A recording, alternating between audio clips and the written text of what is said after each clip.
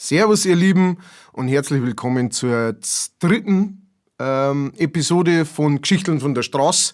Seid doch so lieb und drückt auf Abonnieren und liked das Video, das hilft mir unglaublich weiter. Merci.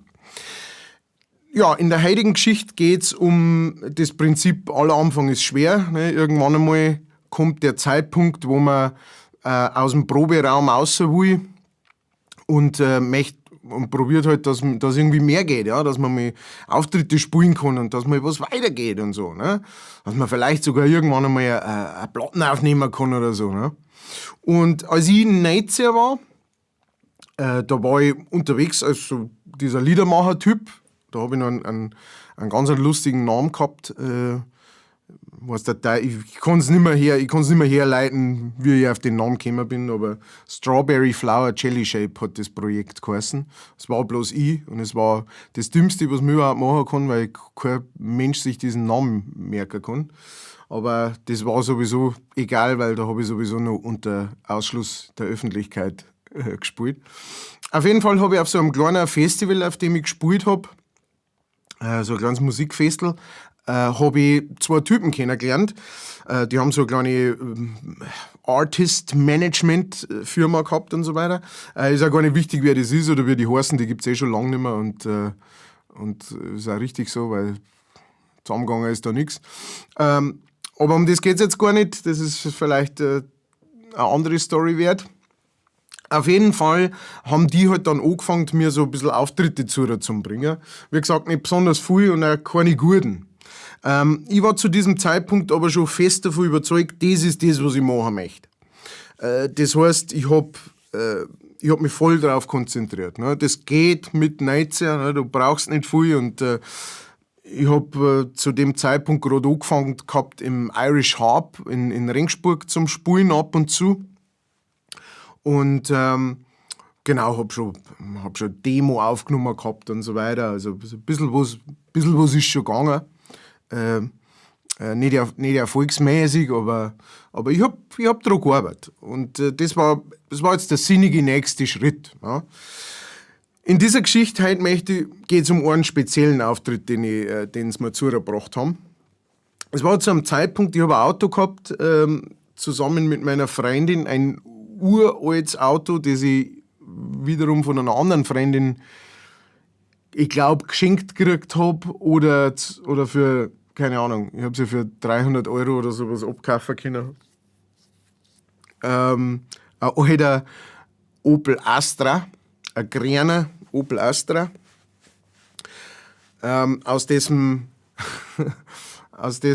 Auspuff, immer wenn man eine Zeit lang gefahren ist immer hinten so ein schwarzer Bates rausgekommen. Also es hat ausgeschaut, wie wenn eine haarige Schlange ihr Fell verliert. So, und das ist dann so 1,5 Meter hinten rausgehängt und im Wind geflattert. Dann hast du ab und zu anhalten müssen und hast das wieder abgerissen und dann hat es wieder einigermaßen ausgeschaut. Ich habe keine Ahnung, was das ist. Ich bin kein Autotyp, ich kenne mich nicht aus damit, aber vielleicht weiß ja einer von euch, dann schreibt es doch bitte in die Kommentare. Da würde mich interessieren, was das war. Ich schätze mal irgendein Auspuff, irgendwas, das da drin irgendwas festhalten sollte, was wahrscheinlich gar nicht so gut ist, wenn das da hinten rauskommt. Schaut's ja mal. Auf jeden Fall, dieses Auto habe ich gehabt. Es ist gerade so gelaufen und gefahren. Es hat keinerlei Vorteile gehabt, bis auf den, dass es gefahren ist. Und dafür war ich sehr dankbar. Wir haben damals in Regensburg gewohnt.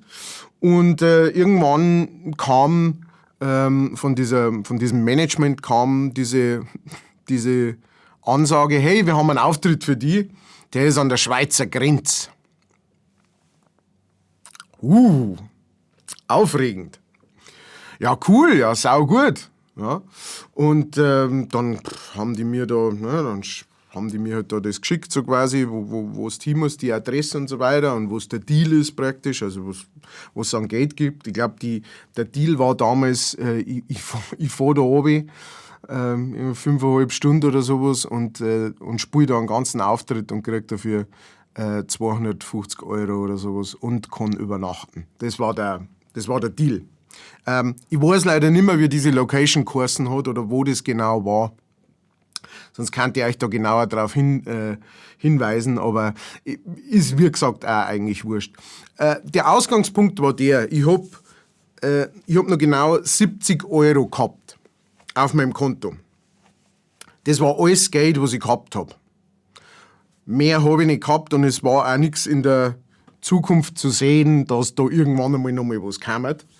Das heißt, ich war sehr, sehr dankbar über diesen Auftritt und habe gesagt, ja,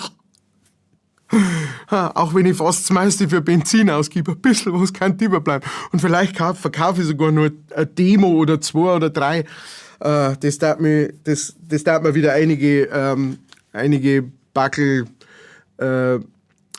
Spaghetti kaufen und vielleicht ein Glasl Pesto, das dann wieder eine Zeit gelangen muss. Meine Frau hat zu der Zeit studiert, das heißt, die hat auch keine Kohle gehabt. Das war ziemlich... Genau, auf jeden Fall irgendwann kam dieser Auftritt und es war an einem, ich glaube, der Auftritt war an einem Samstag. Zur damaligen Zeit, ich habe natürlich weder ein Smartphone gehabt, noch, also wann war das? Das müsste gewesen sein 2003 oder so. 2003 schätze ich mal, oder 2004 war dieser Auftritt. Ich habe kein Handy gehabt. Doch, ein Handy habe ich schon gehabt, so dieses Nokia-Knochen. Und ich habe kein Navigationssystem gehabt oder sowas. Was man damals gemacht hat, für die ganzen jungen Leute, die zuschauen, du hast da auf Google Maps, praktisch ausdruckt. Du hast da eine Routenplanung zusammensuchen lassen und dann hast du das ausdruckt. Und dann hast während dem Autofahren immer auf diese... An der nächsten, sind wir jetzt schon an der Straße? Ja gut, dann muss ich da jetzt da. So ist das gelaufen. Es war eine sehr, sehr unsichere Geschichte auf jeden Fall. Auf jeden Fall, ich habe dieses Dorf da eingegeben, wo das war. Ich glaube, Rammingen hat das Dorf geheißen. Kann das sein? Gibt es irgendwann, der aus dieser Gegend ist? Rammingen. Ich meine schon. Wir sind da, ich war also so, okay, also. Ich habe noch 70 Euro, mit denen tanke ich mein Auto voll und nach meinen Berechnungen, so viel wie der so verbraucht und wie ich da fahre und wie lange dass ich da bla bla bla und wenn ich nicht im Stau stehen bleibe oder irgend sowas, sollte das gerade so funktionieren. Das heißt, ich habe mein ganzes Geld praktisch in dieses Auto reingetankt, nicht auf einmal, aber ich bin halt gefahren und dann irgendwann auf eine Raststätte raus und habe das Restliche reingetankt und that's it, das war's. Mehr habe ich nicht. Ich habe auch kein Dispo gehabt oder sowas, hätte mir sowieso keiner gegeben damals. Bin also losgefahren, immer schön dieser Karten nachher. Und irgendwann war ich in der Nähe von Freiburg. Es waren ein bisschen Staus und so weiter, aber es ist einigermaßen gut durchgegangen. Es ist eine lange, lange Fahrt gewesen. Wie gesagt, so 5 Stunden oder so sollten es sein, bis ich da dort bin. Irgendwann einmal habe mein Google Maps Ausdruck, ich habe mich nicht mehr auskennt. Wieso? Aber da bin ich doch jetzt gar nicht. Aber da davor hat es geheißen, ich muss da... Nein, also, es war wirklich so wie, okay, ich kenne mich jetzt nicht mehr aus. Ich bin in der Nähe von Freiburg, bin ich auf eine Autobahnraststätte rausgefahren und habe halt da gefragt, habt ihr Karten? Ja? In dieser Raststätte? Ja, nein, sie haben jetzt keine Zeit, jetzt da, lass mir mal in Ruhe da. Und dann bin ich halt rausgegangen und habe bei die tankenden Leuten gefragt, haben sie eine Karte? Ne? Deutschland-Karte, irgend sowas, so ein Atlas-Dingens oder so. Ja, so ein netter Herr hat gemeint, ja, logisch. Können wir schauen. Ne? Und dann haben wir gesagt, sind Sie hier aus der Gegend? Ja, er ist hier. Ich habe gesagt, ich muss nach, ich glaube, es war Rammingen. Rammingen? Sagt mir gar nichts. Dann haben wir auf diese Karten geschaut. Ne? Und haben halt hier in der Nähe Freiburg da rundum. Nein. Immer weiter ist der Kreis geworden, wo wir geschaut haben. Und irgendwann haben wir es gefunden. Da ist Rammingen. Und es war 160 Kilometer entfernt ungefähr, von da, wo ich war. Das hat dazu geführt, dass ich der kalte Schweiß ist mir über den Bugel runtergegangen, weil ich habe realisiert ein paar Sachen. Erstens einmal, ich bin überhaupt nicht da, wo ich eigentlich sein sollte, sondern ganz weit weg, 160 Kilometer. Mein Tank ist so gut wie leer. Ich habe kein Geld mehr. Ich kann nimmer tanken. Ich kann nichts mehr zahlen. Und das Einzige, was man aus dieser Misere raushelfen kann, ist dieser Auftritt, der 160, 170 Kilometer weg ist, zu dem ich jetzt nicht mehr hinkomme. Ach du Scheiße. Es war auch Samstag, das heißt, Samstag und Sonntag hätte mir auch keiner, irgendein Kumpel, hey, kannst du mir kurz was aufs Konto überweisen oder irgend sowas, ne? Weil das war erst am Montag oder sowas oder am Dienstag oder, ne? So langsam wie das halt damals gegangen ist. Ich glaube, Online-Banking hat es noch gar nicht gegeben. Ich habe zumindest nichts davon gewusst. Das heißt, ich war in der Nähe von Freiburg gestrandet gewesen, ohne einen Cent Geld und ohne wieder heimkommen zum Kinder, weil mein Tank war so gut wie leer. Also war mein ganzer Gedankengang war der, ich muss zu diesem Auftritt, koste es, was es wolle. Ich weiß nicht mehr gewiss, ob ich den Typen angerufen habe von der Location, aber ich glaube schon. Ich glaube, dass ich ihn auf meinem Handy angerufen habe. Ich habe auch noch meine Freundin angerufen und habe gefragt, ob die noch irgendeine Idee hat. Die war auch so wie, oh fuck, scheiße. Hab den halt angerufen und hab gesagt, du, ich verspäte mich, Stau.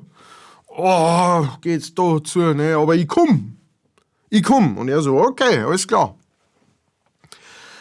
Dann habe ich meine Gitarre auspackt und habe angefangen, neben dem Eingang von dieser Tankstelle, von dieser Raststätte, Gitarre zum Spielen und zum Singen.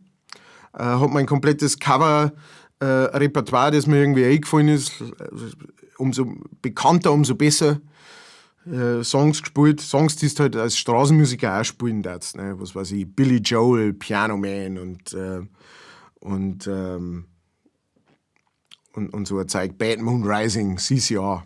Was mir halt eingefallen ist und wo ich einigermaßen einen Text kennt habe und mich einigermaßen durchgemogelt habe und ein bisschen Spaß-Englisch, hat noch nie nicht geschaut. Auf jeden Fall haben wir mich da hingestellt und habe gespielt. Habe meinen Koffer aufgemacht und habe gehofft, dass ich jetzt innerhalb kürzester Zeit ein gutes Geld verdiene. Und gespielt und es ist ein bisschen was reingekommen, ne, aber es waren halt so, ja, da ein Zehnerl, da ein Zwanzigerl. Ich muss tanken, ich brauche 160 Kilometer, ich brauche 15, 20 Euro, mindestens.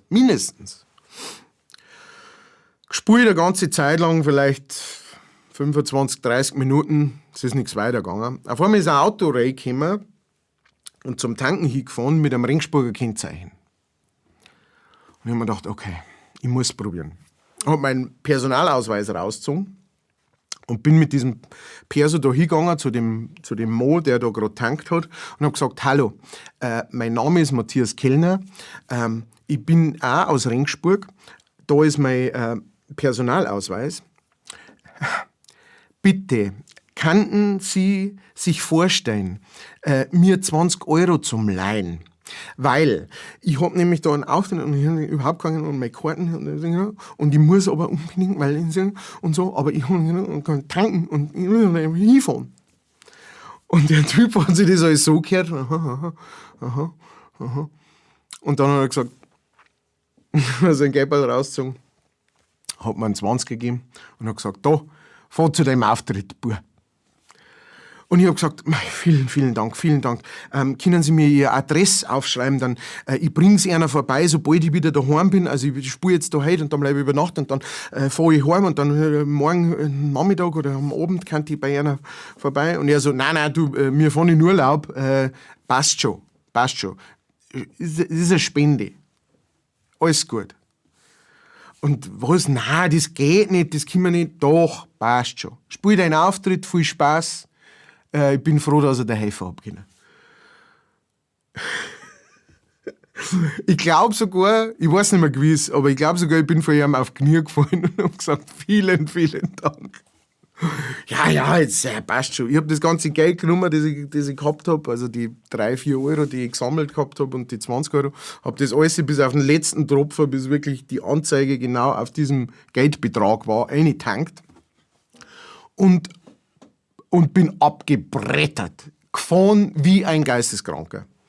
Der Auftritt war losgegangen um 20 Uhr. Um 20:10 Uhr oder sowas bin ich vor dieser Location gestanden.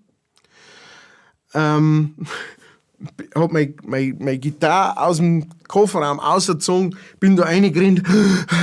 Ich bin da, alles klar, ich bin da. Entschuldigung, so viel Stau und Reifen explodieren. Brennende Flugzeuge und in dieser Location, in diesem Music Pub, war keine alte Sau. Und ich habe nochmal auf die Adresse geschaut und auf den Namen von dieser Location und das ist aber das. In dieser Bar drin ist halt so ein bisschen so im Hintergrund so Mucke gelaufen.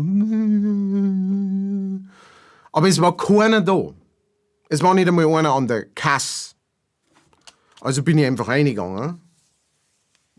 Drin kein Mensch, nicht ein Mensch. Auf einmal her ist so hinter der Bar, hier ist so Glasl, ne, hier so.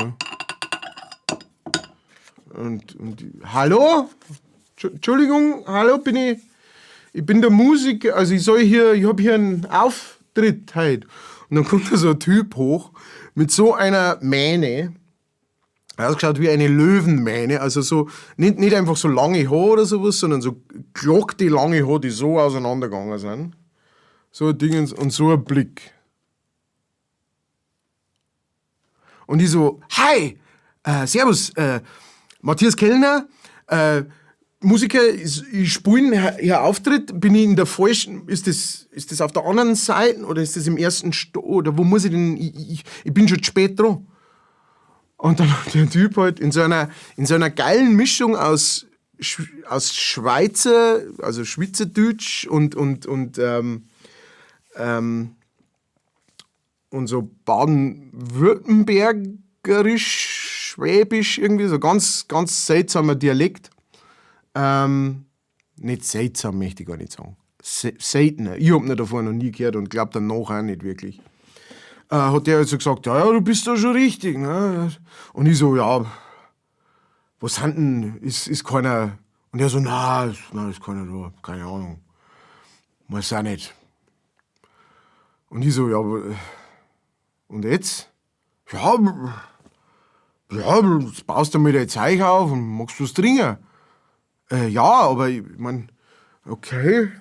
Ja, hat es irgendwie einen Kartenvorverkauf gegeben? Nein, da kämen schon, aber okay. Ja, aber um 8 Uhr soll es losgehen. Ja, das nehmen sie bei uns nicht so genau. Okay, gut, na ja, dann, ja, super, passt, ne? Dann haben wir Zeug aufgebaut und einen Soundcheck gemacht, schnell mit ihm, der am Mischpult gesessen. Okay, ja. Soundcheck gemacht und dann so, okay, dann war ich jetzt fertig. Ja, trink erst einmal was, magst du was essen? Ja, nein, jetzt vor dem Auftritt nimmer und so. Das ist ja dann. Das Ende von der Geschichte ist, es gab daneben auch noch eine Bar und der Typ ist dann irgendwann einmal, als ich gesagt habe, ja, soll ich jetzt spielen oder nicht, oder was, hat der Typ gesagt, ja, warte mal schnell. Ist in diese andere Bar rübergegangen, ist 10 Minuten nicht mehr gekommen, ist wieder rübergekommen mit 3 oder 4 Besoffenen im Schlepptau. Hat diese Besoffenen hingeguckt an die Bar, die sind alle da gesessen und ja, dann trinke ich hier weiter, ne, so. Hat einer was zum Trinken hingestellt und hat gesagt, Alter, jetzt leg los, spiel. Und dann habe ich meinen Auftritt gespielt, vor den 3 Besoffenen und den Veranstalter, Bar-Typen, irgendwas. Einen Auftritt gespielt,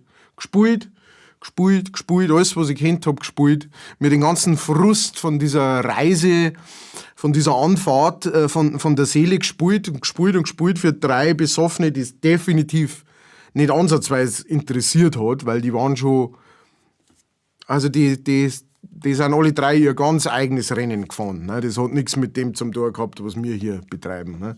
Und der Bartyp hat auch nicht aufgepasst und zugehört und alle mit die Flaschel umeinander und dann ist er wieder im Keller runtergegangen und hat noch was aufgeholt und so weiter. Und auf jeden Fall, ich habe da einen kompletten Auftritt gespielt und ne, ich hab meine Zeit praktisch abgesessen. Es war auch kein großer Spaß. Und als ich fertig war, bin ich halt runter und war nur noch so wie, okay, ich sauf mich halt zu. Ich arbeite mich halt systematisch auf. Ja? Weil wow, du machst definitiv keine guten Entscheidungen in deinem Leben. Das ist jetzt, spätestens jetzt ist das klar. Okay, gut, passt. Sauf mich zu, also ich hab so angefangen mit zu zum Saufen. Und, aber nicht einmal mit den anderen besoffen, weil da war einer ist schon vom Stuhl gefallen gewesen, einer ist schon gegangen gewesen und der andere war auf dem Klo und ist nicht mehr gekommen. Was weiß ich. Auf jeden Fall war ich da in diesem Backstage-Künstlerwohnung, die praktisch über dieser Bühne war. Und hab mich da einfach eins nach dem anderen reingeschickt. Und dann ist irgendwann halt der Typ gekommen wieder da, der Bartyp. Und hat gesagt, ja, hey, sorry und so, ich weiß jetzt auch nicht, was da los war und so. Ja, normalerweise kommen schon immer ein paar Leute und so, naja, hat schon passt, ja. Aber, hey, kein Problem. Und dann habe ich gesagt, ja, du, ich sag's dir ganz ehrlich, also es war halt echt ein geschissener Tag und so weiter und das war jetzt so irgendwie das grandiose Ende von diesem Tag und naja, ich bin einfach froh, ich habe jetzt den Auftritt gespielt und ich kann die Gage unglaublich gut brauchen gerade und so weiter. Ne? Und dann hat der Typ halt gesagt, ja, wegen der Gage, also ich meine, hast du es ja selber gesehen, es war jetzt nicht wirklich jemand da, der irgendwie einen Eintritt gezahlt hätte oder sowas. Ne? Und ja, also eigentlich kann er da keine Gage zahlen. Und ich war so, guter Mo. Bitte, zahl mir eine Gage. Ich möchte wieder heim.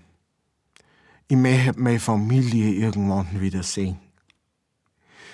Ich kenn da keinen. Mein Tank ist schon wieder leer. Ich muss mit irgendwas heimkommen, weil sonst weiß ich nicht, wie ich weitermachen soll. Bitte. Währenddessen ich das zu dem gesagt habe,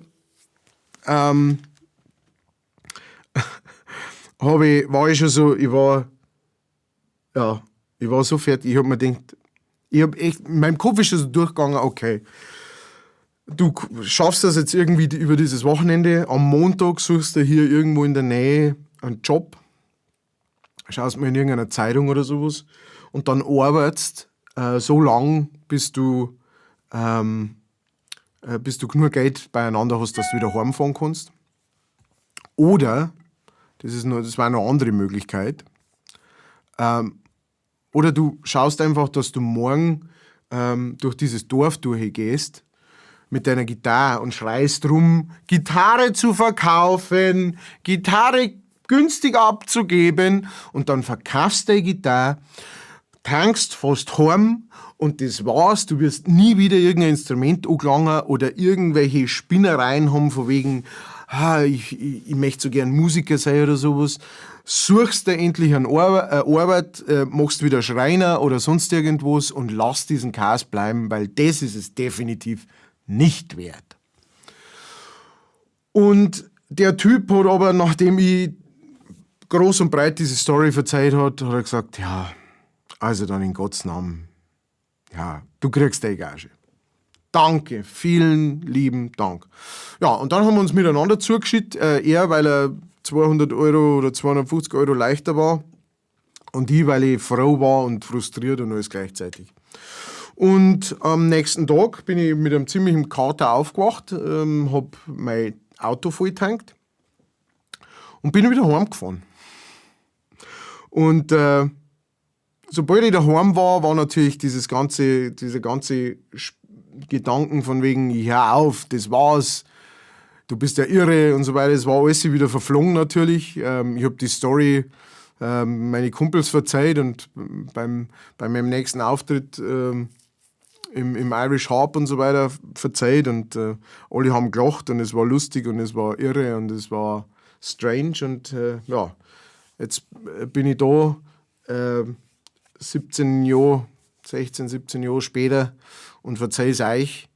Und bin froh, dass trotz Covid und Corona und so ich mich nicht in so einer Lage befinde, wie ich mich damals befunden habe. Übrigens haben solche Erfahrungen die meisten Künstler, egal ob Musiker oder sonst irgendwas, gemacht, wo es uns auch gerade in so einer Zeit wie jetzt ziemlich zugute kommt. Ja? Wir wissen, wie es ist. Es ist keine Überraschung. Und so ein paar alte Instinkte schalten sich sofort wieder ein. Und ja, wie gesagt, das war meine Story für heute. Ich bin dankbar, wie gesagt, dass mir heute nicht so geht, wie es mir damals gegangen ist. Und ich bin dankbar, dass ich die Story verzeihen kann. Und ja, bin gespannt, was ihr dazu sagt. Lasst mir doch ein Like da, wie gesagt, oder abonniert und dann schreibt mir einen Kommentar, dass ich weiß, was ihr davon haltet. Und dann wünsche ich euch eine schöne Woche und bis zum nächsten Mal. Pfiat euch.